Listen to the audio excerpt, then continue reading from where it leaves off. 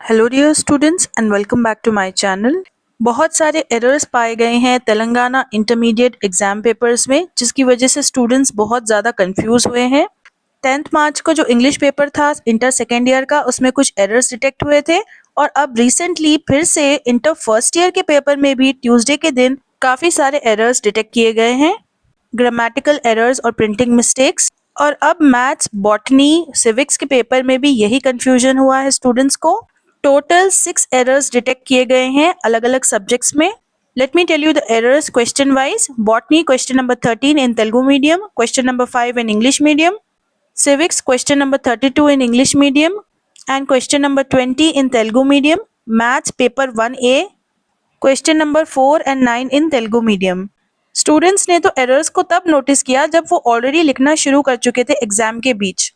टीजीबीआई board ने almost 1532 examination centres में correction of errors को डिस्पैच किया, वो भी एग्जाम शुरू होने के 1.5 घंटे के बाद, यानी कि अराउंड 10:30 AM।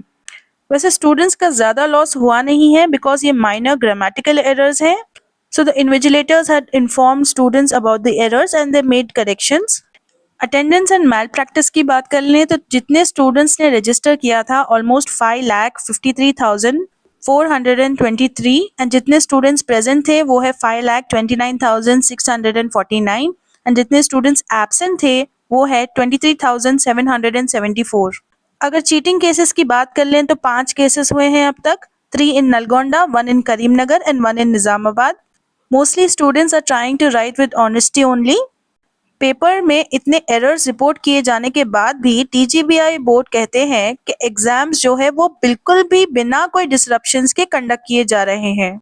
सबसे पहले तो स्टूडेंट्स से कहा गया कि you are not even allowed an analogue watch. जिस वॉच में सिर्फ बेसिक टाइम दिखता है वो वॉच भी अलाउ नहीं की। They did not even instruct the examination centers that every half an hour the bell should be rung, और ना ही examination centers में wall clocks थे। So it's very obvious कि students को first few exams में time management issue हुआ है, also because of lack of responsibility taken by examination centers. But the question here is why this doesn't happen in AP board? Why it always happens in TS board?